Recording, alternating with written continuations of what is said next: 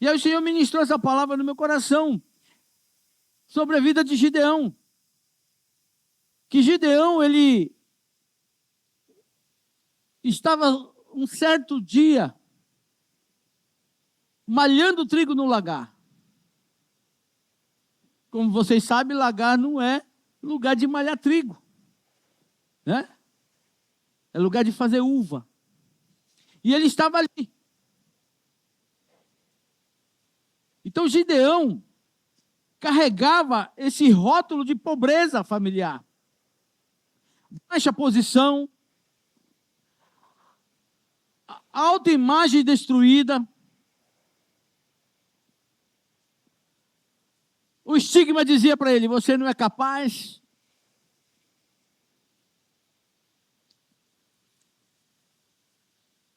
E ele vivia assim, querido. Agora, por que ele se achava assim? Quando Jacó foi abençoar seus filhos, ele abençoou os seus 10 filhos, não é? E também vieram 2 netos dele para serem abençoados. Quem lembra dessa passagem?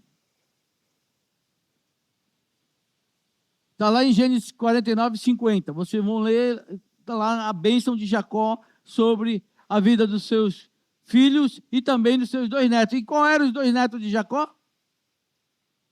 Efraim e Manassés. Certo? E quando Jacó foi abençoar Efraim e Manassés, diz a Bíblia que ele trocou as mãos. Ele abençoou o mais novo em vez do mais velho. E nós sabemos o poder que a bênção tem, sim ou não? Nós sabemos quando os pais abençoam os filhos, quando os avós abençoam os filhos, a bênção ela é muito poderosa. Ainda mais a bênção da primogenitura.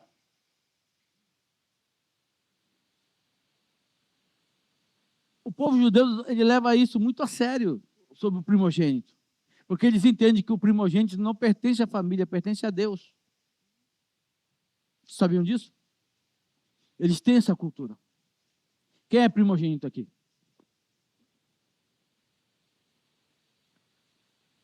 Então fica a dica para você. Você não pertence à sua família, você pertence a Deus. Amém? E eles têm isso muito forte. Então, Jacó, ele trocou as mãos. E qual foi a fala de Jacó para José, quando José foi falar: pai, o senhor está abençoando o menor em vez do maior, que seria Manassés o mais velho, e Efraim o mais novo. E aí ele disse: o maior servirá o menor. Então olha por que Gideão já carregava isso. Porque Gideão era da onde? Da tribo de Manassés. Então eles carregavam esse estigma. Ele carregava esse estigma. Porque isso já herdou lá dos seus antepassados. E quantas vezes isso acontece conosco? Nós carregamos estigmas dos nossos antepassados. E às vezes não conseguimos nos libertar desse estigma. O Senhor ministrou essa palavra no meu coração e assim, e eu comecei a meditar sobre esse tema, esse estigma que nós carregamos. E quantas pessoas que nós conhecemos que até hoje não conseguem se libertar desses estigmas. Estigma é um nome até chique, né? Nós podemos dizer maldição. Amém? Deixa eu pegar o celular aqui.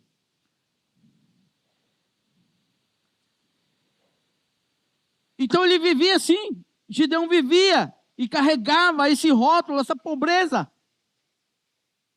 E aí um belo dia ele estava lá malhando trigo no lagar e aparece o anjo do Senhor para ele. Diga, anjo do Senhor.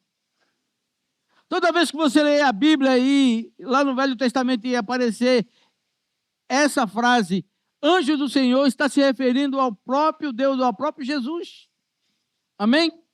E aí, Deus aparece para ele e fala algo que, se eu ouvisse isso, eu ficaria maravilhado. Porque Deus diz para ele assim: Gideão, varão valoroso.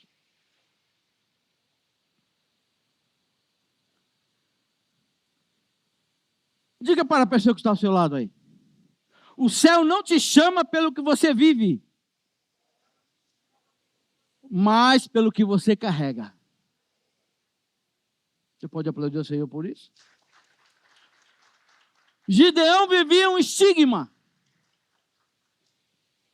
Mas Deus, ele não via Gideão por esse estigma. Deus via Gideão com um valor inestimável. Um homem de coragem, um homem de força. Porque enquanto muitos estavam nas cavernas se escondendo, Gideão estava malhando trigo no lagar. Mas ele não se achava corajoso. Pelo contrário, ele estava com medo. Estava com medo ali. E aí Deus fala para ele: Gideão, varão valoroso. Bota no seu peito aí. E fala o seu nome e diga o que Deus falou para Gideão. Mas bota com toda propriedade, porque é isso e é assim que Deus vê você.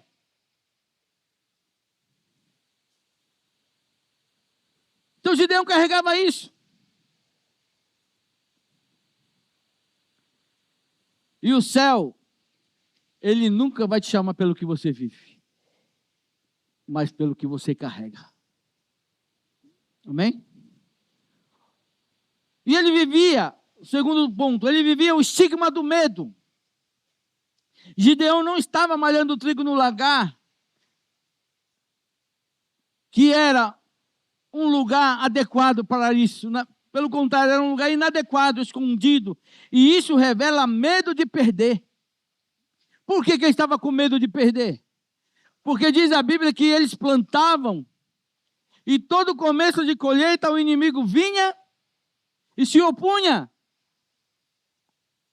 diante deles, para roubar. E diz a Bíblia que eles roubavam todo o mantimento, eles roubavam as ovelhas, os gados, deixavam Israel sem nada. E Gideão estava ali defendendo o último bocado de comida para a sua família. Mas estava com medo, medo de perder, medo de ser visto, mentalidade de sobrevivência.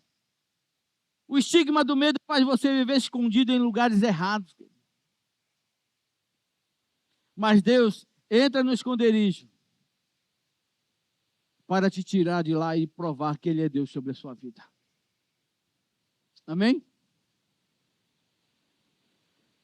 Terceiro ponto. Gideão vivia o estigma da opressão espiritual. Israel vivia debaixo dos medianitas.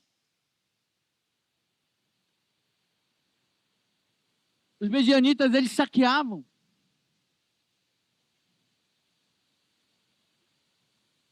Todo ano, e diz a Bíblia que foram 7 anos eles vivendo isso. Até que eles clamaram ao Senhor, e o Senhor ouviu a voz do clamor do seu povo. E Deus, creio eu, que olhou a terra ali e viu aquele jovem malhando trigo no lagar.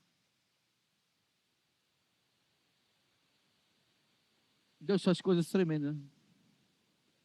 É com esse homem que eu vou livrar Israel da mão dos medianitas. Mas Gideão não se via assim, porque vivia um estigma da opressão espiritual. Plantava, mas não colhia. Trabalhava, mas não desfrutava. Esse é o estigma de uma vida travada. Não tem pessoas assim? que trabalha uma vida toda, mas não consegue usufruir do fruto do seu trabalho? Não tem pessoas assim? Vive com uma vida travada, muito esforço, se esforçam, mas não são reconhecidos. Tudo isso são estigmas que nós carregamos. Gideão, ele aqui nos dá uma lição de como se libertar desses estigmas, querido.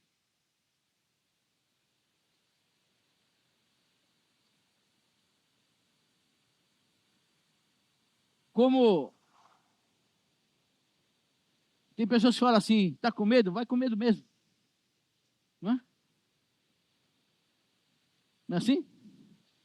Está com medo? Vai com medo mesmo. E Gideão vivia assim, com medo. Medo de perder. O único restinho que tinha sobrado. E quantas vezes somos afligidos por isso, por esse medo? Porque passamos talvez dificuldade no passado e agora nós regramos tudo, não é? Porque ainda não fomos libertos desse medo. Mas o Senhor, esta manhã, Ele quer nos libertar de todos esses estigmas que nós carregamos. E eu declaro e profetizo que isso vai acontecer na sua vida hoje, em nome de Jesus. Você vai plantar e vai colher o que plantou. Você vai edificar casas, como diz a palavra em Isaías, que os meus filhos edificarão casa e vão morar nelas. Amém? Só ele recebeu. Eu declaro que vocês vão construir casas e vão morar nelas. Amém? Amém? Quem recebe? Amém? Então recebe, isso é profético, querido. É a palavra que diz, meus filhos construirão casas e irão morar nelas. Por quê? Porque tem pessoas que constroem casa e não moram. Não usufrui do que Deus dá. Amém? Quarto, o estigma da herança contaminada. Antes de levantar Gideão, Deus manda ele fazer algo. E qual foi esse algo que Deus mandou ele fazer? Tirar toda a idolatria da casa do pai dele. Foi a maior briga que Gideão arrumou, porque ele destruiu todos os altares do seu pai. Todos os postes ídolos ele derrubou, nos bosques, em todos os lugares. Ele foi lá e derrubou. E às vezes, querido, nós só olhamos para o lado de fora. Mas o processo que Deus quer começar em nossas vidas está aqui dentro. Precisamos derribar os altares que nós construímos aqui dentro de nós. Estamos idolatrando e não sabemos. Ontem nós aprendemos aqui que a falta de perdão é uma idolatria. Tiveram pessoas que ficaram surpresas quando descobriram isso. Como assim eu idolatrando? A falta de perdão é uma idolatria. Isso está onde? Fora? Está aqui dentro. Como assim, pastor? Idolatria? Porque aquela pessoa que você não perdoa, ela está como um Deus da sua vida. E o único que tem que estar no centro do teu coração, quem é? É Deus, mas tem uma pessoa que você não consegue perdoar e toda vez que você vai fazer algo, ela vem no seu pensamento. E aí, quando você não perdoa, você está dando a liberdade àquela pessoa ser Deus na sua vida. Porque ela está 24 horas no seu pensamento.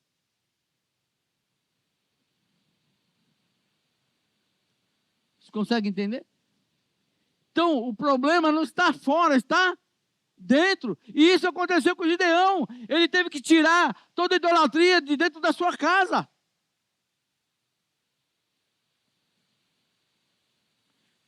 Diga para a pessoa que está ao seu lado. Você não vence guerras externas sem primeiro vencer as guerras internas. Amém? Quinto, Quinto, o estigma da dúvida espiritual. Gideão pede sinais. Quais foram os sinais que Gideão pediu? Porque ele não estava acreditando. Deus disse para ele: você vai livrar o povo de Israel da mão dos medianitas. E aí ele fala: ah, Senhor meu, eu sou o mais pobre na tribo de Manassés e o menor na casa de meu pai. E Deus fala: não temas, porque livrarás o povo de Israel da mão dos medianitas como se fosse um só homem. E se você ler o texto, você vai ver que a visão que ele teve é que o inimigo era tão numeroso que pareciam nuvens de gafanhotos. De tanta gente no exército inimigo. Mas olha como Deus vê o nosso inimigo. Como um só homem. E Deus fala para Gideão: você vai destruir o inimigo. Você vai derrotar o inimigo como se fosse um só homem. Então, mas mesmo assim, Gideão pede sinal. E qual foi o sinal que ele pediu?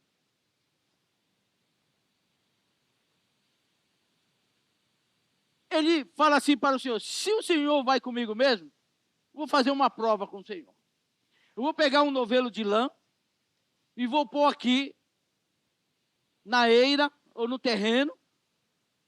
E se o novelo de lã estiver seco e em volta estiver molhado, é porque o Senhor estará comigo.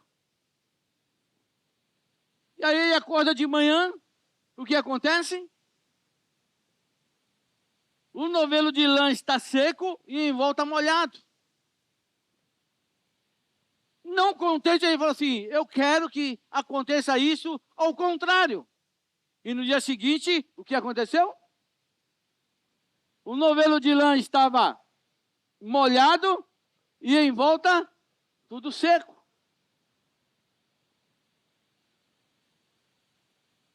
E aí então ele tem a certeza de que Deus está com ele. Aí ele pensa assim: bom, se Deus está comigo, o que eu vou fazer? Já convocar todos os homens para guerrear. Faz uma convocação. Quantos vieram? 32 mil soldados, homens.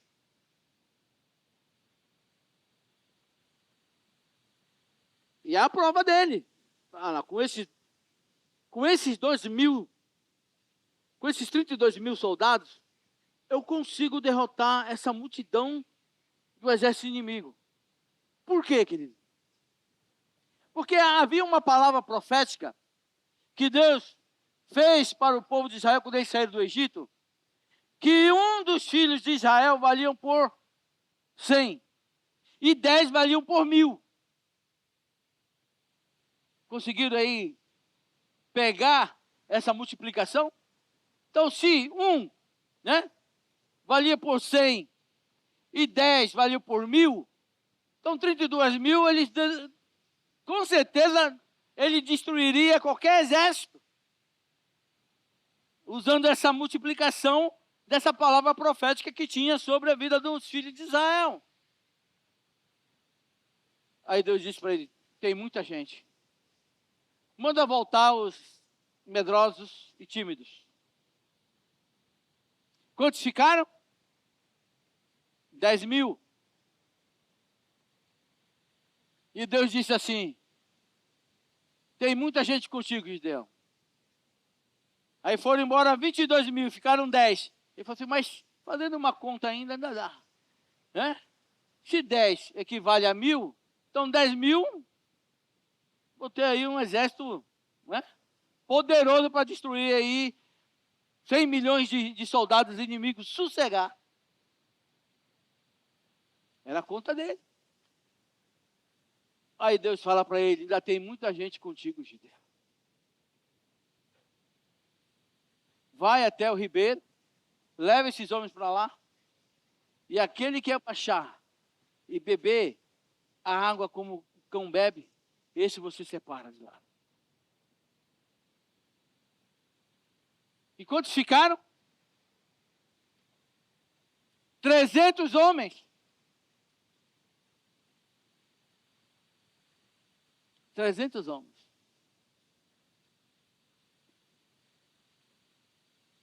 E foi a prova que Gideão fez.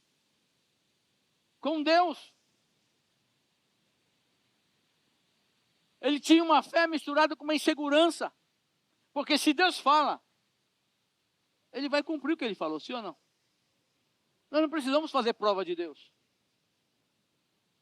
A palavra diz que Ele não é homem para que minta, nem filho do homem para que se arrependa. Se Ele falou que vai fazer na tua vida, então Ele vai fazer, querido. É só esperar.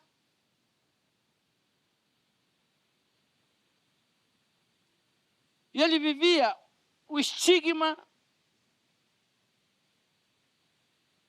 do Deus que só trabalha por prova. Mas mesmo assim Deus responde. Deus não rejeita quem duvida. Ele trata até que a fé amadureça. Diga para a pessoa que está do seu lado. Deus não rejeita quem duvida. Ele trata até que a fé amadureça. Eu quero declarar e profetizar que a tua fé vai amadurecer e as coisas vão acontecer na tua vida. Amém? Basta você crer. Ele vivia o estigma da redução, como eu disse. Deus reduziu o exército de 32 mil para 300 homens. Sabe por quê que Deus fez isso? Para quebrar o estigma da dependência por números. Tem gente que só está feliz quando tem muito dinheiro no bolso. Não é? Mas basta dar uma diminuída, já começa a ficar preocupado, sim ou não? Aí deixa de cumprir os princípios. Né? Esse mês eu não vou dizimar não vou ofertar não, porque as entradas estão escassas.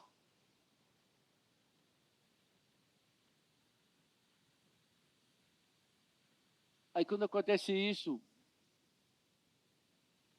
em tua vida, eu quero te lembrar de 1 Crônicas 29, 11 e 12. Depois você lê lá. Amém?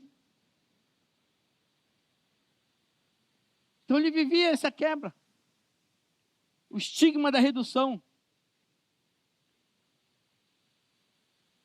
Da dependência por números. Confiança na força humana. E eu quero falar algo muito poderoso para você. Às vezes Deus diminui ao seu redor para aumentar dentro de você o que precisa ser aumentado. Sabe por quê? Ele não quer que você dependa da fé dos outros. Ele quer gerar uma fé genuína dentro de você. E às vezes ele diminui fora para aumentar dentro.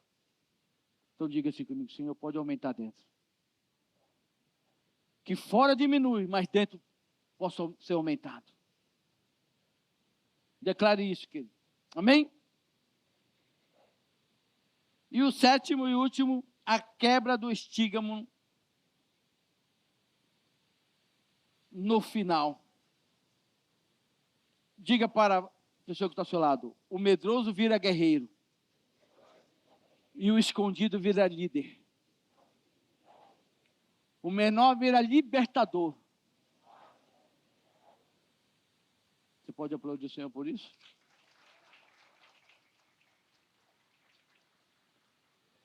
O estigma não define quem você é.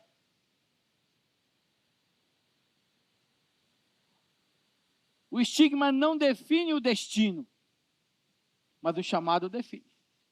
E quem te chamou foi aquele que te vê totalmente diferente como o mundo te vê. O mundo pode te ver como uma pessoa fraca, uma pessoa insignificante, ou muitas vezes você já até ouviu isso, já até ouviu de pessoas próximas a você que você não ia ser ninguém na vida. você não ia chegar a lugar nenhum. E quando você ouvir isso, você fala para essa pessoa: não foi isso que Deus falou a meu respeito.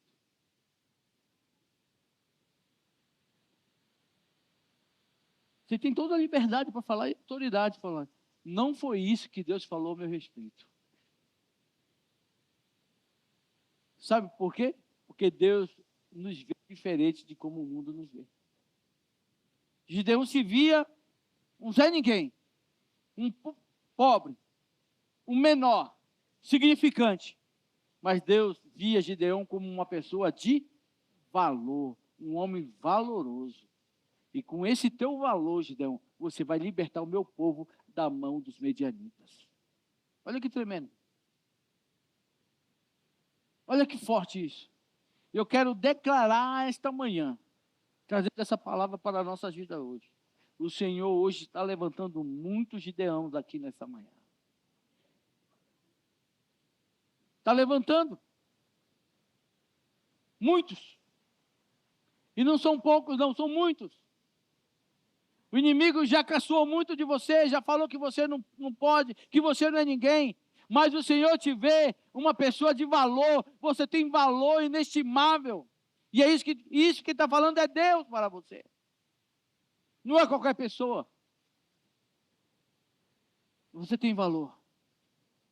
Você é valoroso. E você vai cumprir o propósito que Deus tem para a tua vida. Amém? Se for para libertar, Ele vai te usar para libertar. Se for para curar, Ele vai te usar para curar. Porque Ele já confiou esse legado em tuas mãos. É teu. Ele vai te usar para isso. Ele vai te usar para esse propósito. Amém? E eu declaro e profetizo que esse estigma cessa na tua vida hoje. Você não vai mais se olhar no espelho e se ver uma pessoa derrotada. Você vai se ver um príncipe do exército do Senhor. Você crê nisso? Porque é assim que o Senhor te vê. Ele nos vê totalmente diferente. Totalmente diferente. Tem pessoas aqui que eram improváveis para dar certo. Não é? E nós conhecemos a história de alguns. Improvável. A sociedade não queria mais. Nem os familiares queriam mais. Estavam aí desprezados. Mas o Senhor pega essa pessoa, chama de príncipe, de valoroso, confia uma missão, capacita essa missão, ele sai vitorioso dessa missão. Olha o que Deus faz. Ele pega, ergue do monturo necessitado, desvalido do pó e faz assentar em lugar de príncipe. É isso que Deus faz. Comigo e com você. Amém?